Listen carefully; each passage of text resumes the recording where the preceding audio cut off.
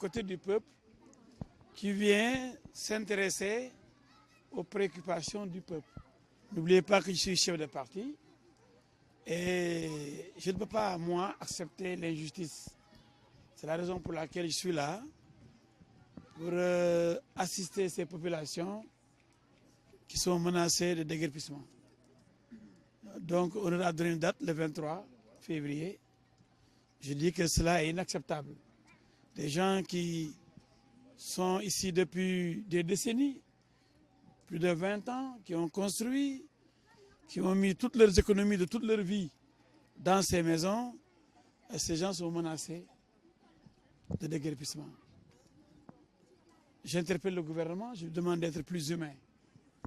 Parce qu'on gouverne des hommes, on ne gouverne pas des animaux. Il faudrait que le gouvernement soit plus humain et plus généreux, plus solidaire. J'ai appris qu'il y a des négociations entamées par les dignitaires du quartier. Nous pensons que cela va prospérer parce que nous avons vu la Cité Tobago, nous avons vu Tivaouane Peulh, nous avons vu Sendou.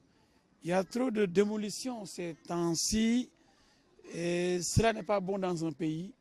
Quand les plus pauvres sont massacrés, leurs habitations démolies, où est-ce qu'ils vont trouver refuge? Nous avons vu d'autres Sénégalais à la cité Gadaï subir ce lot, ce même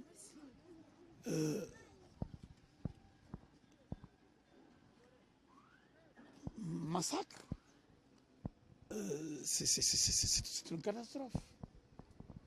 Des centaines de maisons démolies à la cité Gadaï et dans d'autres cités comme Tivaouane Peulh. Aujourd'hui, c'est le site qui abrite l'arène nationale qui est menacé, enfin les environs. Je pense que le gouvernement doit pouvoir trouver une solution pour que les Sénégalais se sentent chez eux.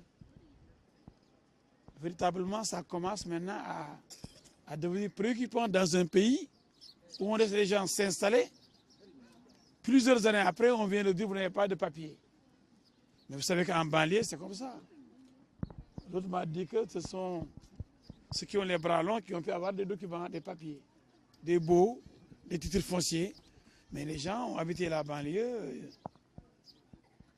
par tolérance.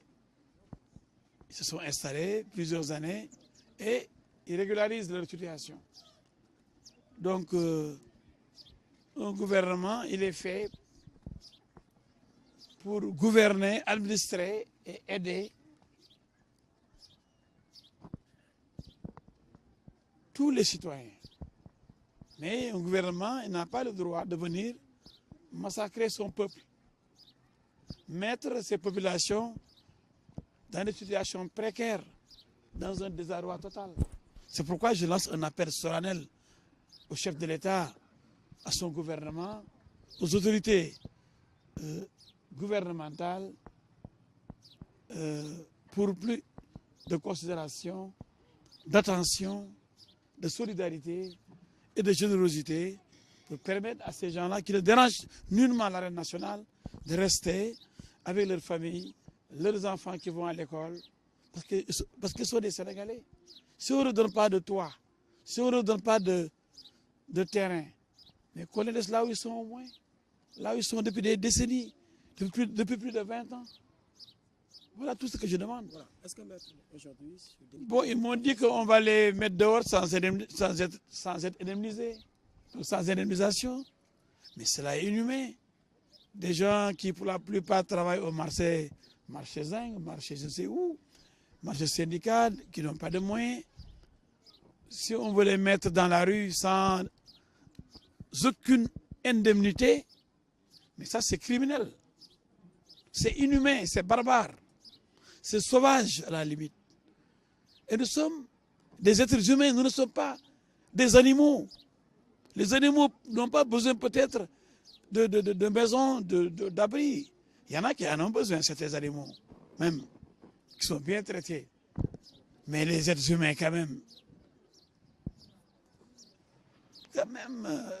je crois qu'avec avec la médiation entreprise par les autorités du quartier, les dignitaires, chefs de quartier, délégués de quartier, imams, on m'a dit que les dignitaires sont en train de négocier avec l'État. Nous pensons que cela va aboutir, porter ses fruits.